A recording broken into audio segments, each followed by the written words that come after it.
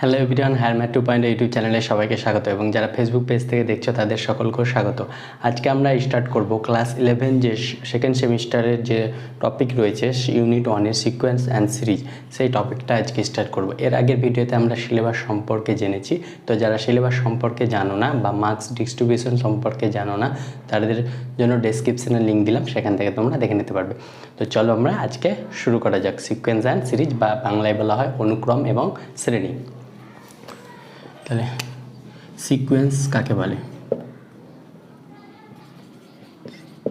Sequence বা বাংলায় যেটাকে বলা হচ্ছে অনুক্রম।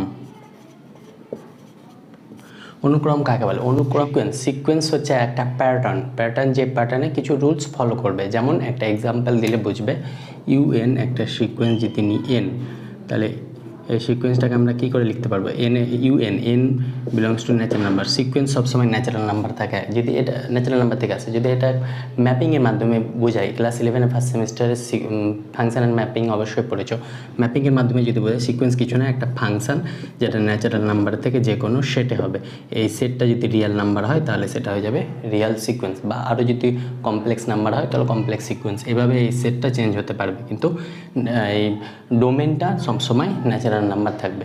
তাহলে এখান থেকে যদি ন্যাচারাল নাম্বার থেকে নাম্বারগুলো নিই তাহলে কি আসবে? 1 2 3 4। দেখো একটা প্যাটার্ন ফলো করছে পরপর স্টেপে, তাহলে এটা হচ্ছে একটা সিকোয়েন্স। বা এরকম যদি নিলাম এন স্কোয়ারের সিকোয়েন্স কী হবে? 1 2 এর স্কোয়ার 3 এর স্কোয়ার, এভাবে চলতে থাকবে, মানে হচ্ছে 1 4 9, এইভাবে আমরা চলবে। এটা হচ্ছে একটা সিকোয়েন্স, মানে একটা প্যাটার্ন বা একটা ম্যাপিং বলতে পারো, বা কোনো একটা নির্দিষ্ট রুলস নিয়ে এটা এগোতে থাকবে, সেটা হচ্ছে সিকোয়েন্স বা অনুক্রম। এবার আমরা আসবো সিরিজ বা ক্রম যেটাকে বলে। সিরিজ বা ক্রম কি? এই সিকোয়েন্সের যে টার্মগুলো পাবো সেই টার্মগুলোর যোগফল। এখানে যখন সিকোয়েন্সের টার্ম কত পেয়েছি? 1 + 2 + 3, এইভাবে ডট ডট করে এন। এটা হচ্ছে একটা সিরিজ। এটাকে আমরা সামেশন দিয়ে লিখতে পারি। এই চিহ্নটাকে বলা হয় সামেশন বা সামেশন চিহ্ন। এই জায়গায় আমরা n = 1 to k = 1 to n এইভাবে লিখতে পারি, বা কে এভাবে লিখতে পারি। দেখো কে এর মান এখানে 1 থেকে 2 ভ্যারি করবে, এভাবে আমরা এটাকে লিখতে পারি। সিকোয়েন্সের টার্মগুলো হচ্ছে সিরিজ, এগুলো আমরা লিখতে পারি। এবার আমরা দেখব সিকোয়েন্স সিরিজ। ধরো কি ম্যাথ আমি জানি না, ম্যাথ আমার ভালো লাগছে না, তো সিকোয়েন্স সিরিজ কী করে বুঝবে?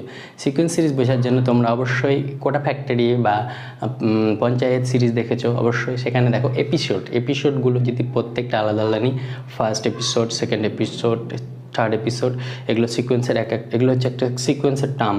ফার্স্ট এপিসোডকে যদি T1 বলি, সেকেন্ড এপিসোডকে যদি T2 বলি, এভাবে নিয়ে এদের মানে এদের যোগফলটা নিয়ে একটা সিরিজ তৈরি করা হয়। তাই জন্য আমরা বলি না পঞ্চায়েত সিরিজ বা কোটা ফ্যাক্টরি সিরিজ, এগুলো হচ্ছে এক একটা সিকোয়েন্সার সিরিজ। এগুলো আমাদের বাস্তবে ইউজ হচ্ছে এই সিকোয়েন্স সিরিজ থেকে। সিকোয়েন্স সিরিজ এখানে ম্যাথে আমরা নাম্বারে পড়ছি, ওখানে ওরা এপিসোড হিসাবে ব্যবহার করছে সিকোয়েন্সটাকে। এভাবে আমরা সিকোয়েন্সটা পড়ব বা রিয়েল নাম্বারে ইউজ হয়। এবার সিকোয়েন্সের কিছু শর্ত আছে, সেগুলো দেখি। সিকোয়েন্সে দেখো সিকোয়েন্স অ্যান্ড সিরিজ সম্পর্কে আমরা জানলাম। এবার কি ধরো কি এই সিকোয়েন্সটার 7 নম্বর টার্মটা কত বলতে বলেছে। তাহলে এটা ধরো, এটা হচ্ছে প্রথম টার্ম, ফার্স্ট টার্ম, এটা হচ্ছে সেকেন্ড টার্ম, এটা হচ্ছে থার্ড টার্ম, এটা হচ্ছে ফোর্থ টার্ম। এভাবে যদি 7 নম্বর টার্মটা কত আসবে? 7 আসবে। কেন 7? এখানে 7 নম্বর টার্ম মানে T7 = T7, এনের জায়গায় 7 বসালে কত পাবে? 7। এখানে যদি 7 নম্বর টার্ম বসাতে বলে, তাহলে এটা যদি Tn = n² হয়, তাহলে 7 নম্বর টার্ম কী হবে? T7 = 7² মানে 49। এভাবে আমরা টার্মগুলো বের করতে পারবো। বা আরেকটা ফর্মুলা আছে টার্মের নির্ণয়ের, an মানে nতম টার্ম a + n - 1 × d। এটা আমরা অনুক্রম এবং শ্রেণীতে এই ফর্মুলাটা পড়েছি। এটা হচ্ছে a হচ্ছে ফার্স্ট টার্ম, n - 1 মানে এই n এর টার্মটা, d মানে হচ্ছে কমন ডিফারেন্স, এটা হচ্ছে কমন ডিফারেন্স। এখানে দেখো ফার্স্ট টার্ম কত?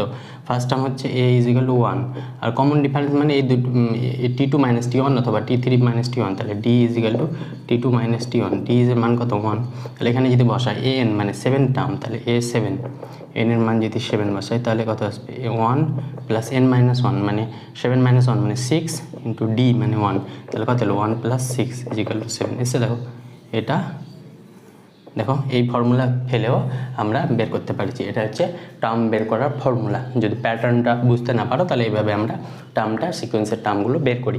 এবার এটাকে এই টার্মের এই ধরো কি এনতম যোগফলটাকে আমরা লিখি এসএন। এর ফর্মুলা কি n/2 into 2a plus n-1 into D, 2a plus n-1 into D, এটা হচ্ছে ফর্মুলা। অথবা n/2 into first term plus L means last term. তাহলে এখানে এভাবে আমরা এর যোগফল বার করি, n/2 first term plus last term. এভাবে আমরা যদি লাস্ট টার্ম কোনো সিকোয়েন্সে দেওয়া থাকে তাহলে এর সামেশনের এটা ফর্মুলা, আর এটা হয়ে যাবে তার টার্মের ফর্মুলা। এই দুটো ফর্মুলা আমাদের খুব ইউজ হবে অঙ্কে। তাহলে এগুলো আমরা প্রসেস শিখলাম, সিকোয়েন্স সিরিজ সম্পর্কে জানলাম এবং তার টার্ম সম্পর্কে জানলাম, সামেশন সম্পর্কে জানলাম। এবার আমরা আসবো কিছু অঙ্ক। যেহেতু তোমাদের সেকেন্ড সেমিস্টারে এমসিকিউ নেই, তাহলে আমরা এমসিকিউ অত করবো না, তো বড় কোশ্চেনগুলোই আমরা দেখব। তো চলো কয়েকটা অঙ্ক আমরা করি। দেখো এবার আমরা অনুসরণীর প্রশ্নগুলি দেখব। তো 1 নম্বর কোশ্চেন কি বলেছে, নিম্নে সংগত অনুক্রমগুলির প্রত্যেকটির প্রথম 5টি পদ নির্ণয় করি। তাহলে 1 নম্বরে কি আছে, ইউএন কি দেওয়া আছে আমাদের n/n+1। এটা অনুসরণী হচ্ছে এশিয়ান দে বইয়ের 9.a অতি সংক্ষিপ্ত উত্তরধর্মী। তো ইউএন এটা দেওয়া আছে, তাহলে u1 বার করব। প্রথম 5টি পদ বলেছে, u1 হবে n এর জায়গায় 1 বসিয়ে দিলাম, 1+1, তাহলে কত হচ্ছে 1/2। u2 বার করলে কত হবে, n এর জায়গায় 2 বসাতে হবে, 2/2+1, তাহলে 2/3। u3 কত আসবে, সেরকমভাবে n এর জায়গায় 3 বসিয়ে দাও, 3+1, তাহলে 3/4। u5 কত হবে, n এর জায়গায় 5 বসালে হবে 5/5+1, তাহলে 5/6। এটা আমাদের বলেছে প্রথম 5টি পদ। তাহলে u1 u2 u3, তাহলে সিকোয়েন্সটা আমরা লিখবো এইভাবে, u1 u2 u3 u4 u5। তাহলে এগুলো মান বসিয়ে দিলাম আমি। u1 কত এসে 1/2, 2/3, 3/4, u4 বার করে নিই বলে, u4 হবে 4/5, তাহলে যাবে 4/5, তাহলে যাবে 5/6। এভাবে আমরা একটা এভাবে আমরা করবো। এবার 2 নম্বরে হচ্ছে, 2 নম্বরে কি বলেছে, un = -1 n/3n+1। তাহলে এখানে আবার সেম প্রসেসে u1 বার করো। u1 হয়ে যাবে -1 ইন্টু 1/3.1+1।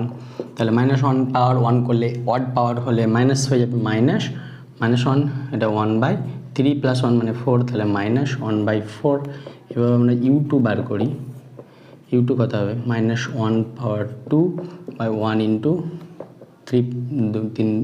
3.2+1, 3 গুণ 2+1, তাহলে -1/2 মানে ইভেন পাওয়ার থাকলে সেটা প্লাস হয়ে যায়।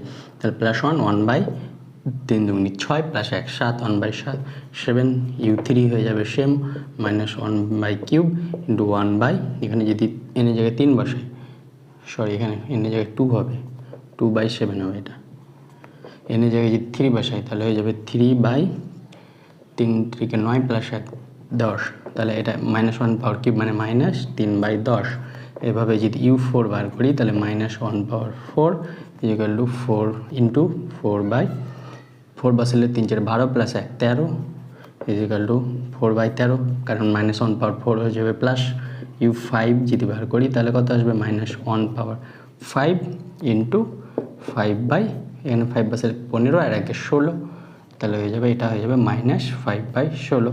তাহলে সিকোয়েন্সের টার্মগুলো কীরকম আসবে, u1 এর মান কত পেয়েছি, -1/4, u2 কত পেয়েছি 2/7, u3 হচ্ছে -3/10, u4 হচ্ছে 4/13, এটা হচ্ছে -5/16। এগুলো আমাদের 5টা পদ। এবার আমরা আসবো নেক্সট 3 নম্বর। 3 নম্বরটা কী বলেছে, un = 2n² - 3n। তাহলে u1 বার করবো, n এর জায়গায় 1 বসালে কত হবে, 1² 1 2, 2 × 1 মানে 2 -3 = -1। u2 হয়ে যাবে 2 2² - 3 × 2, তাহলে হয়ে যাবে 2² 4 দুগুণি 8 -6 মানে 2। তাহলে u3 কত হবে, u3 হয়ে যাবে 2 × 3² - 3 × 3, 3² 9 9 18 থেকে 9 বাদ 9, এবার u4 হয়ে যাবে 2 × 4 স্কোয়ার মাইনাস 3 × 4, তাহলে হয়ে যাবে 4 × 16 = 32 মাইনাস 12, তাহলে কত হবে 32 থেকে 12 বাদ হলে 20। তো u5 কত হবে u5 হয়ে যাবে 2 × 5 স্কোয়ার মাইনাস 3 × 5, তাহলে 2 × 5 স্কোয়ার 25 × 50 মাইনাস 15, তাহলে এটা কত হবে 5 আর 3 35, তাহলে এই সিকোয়েন্সটা কত হবে u1 u2 u3 u4 u5। তাহলে মানগুলো বসিয়ে দেবো আমি। u1 কত পেয়েছি u1 পেয়েছি -1, তাহলে -1 2 9 20 35। খুব ইজি, দেখো 3টা অঙ্ক আমরা পরপর করে নিলাম। এবার নেক্সট আমরা আসবো 2 নম্বরটা কী বলছে চলো দেখি। দেখাবে 2-এরটা বলছে 1 8 27 64 এইভাবে আছে, অনুক্রমের ষষ্ঠ এবং 8তম পদটি নির্ণয় করি। তাহলে প্যাটার্নটা কী আছে 1 8 27 64, এভাবে দেখো এটাকে আমরা এভাবে লিখতে পারি 1 কিউব, 8 মানে 2 কিউব, 27 মানে 3 কিউব, 64 মানে 4 কিউব, এভাবে চলতে থাকবে। দেখো তাহলে ফরম্যাটটা কী আসে, একটা এন এর ফরম্যাটটা কী আসে n পাওয়ার কিউব এরকম টাইপের আসে, সামেশন n = 1 to ইনফিনিটি, এভাবে চলতে থাকছে। 1 কিউব 2 কিউব, সরি সামেশন হবে না, এটা সিকোয়েন্স যেহেতু, তাহলে সিকোয়েন্সকে আমরা এভাবে লিখবো, তাহলে কমা কমা করে আসবে। তাহলে অনুক্রমে ষষ্ঠ মানে n এর মান 6 বাসের কত আসবে 6 কিউব, তাহলে 6 কিউব হচ্ছে 36 × 6 6 6 36 18 21 216, তাহলে এই যাবে 216। তাহলে ষষ্ঠ মানটা কত হবে 216, ষষ্ঠতম পদটি হলো 216। আর 8তম পদ কত হবে 8তম পদটি হলো r কিউব, এখানে আর এনের জায়গায় আর বসিয়ে দেবো, তাহলে r কিউব। এভাবে আমরা এই অঙ্কটা খুব ইজিলি করে নিলাম। এবার আজকে এই পর্যন্ত থাক, দেখা হচ্ছে খুব শীঘ্রই পরবর্তী ভিডিওতে। আরও কিছু অঙ্ক রয়েছে সেগুলো আমরা করাবো। তো ভিডিওটি ভালো লাগলে অবশ্যই কমেন্ট বক্সে জানাবে এবং এরকম আরও ভিডিও পেতে চ্যানেলটি সাবস্ক্রাইব করিও। Thank you all.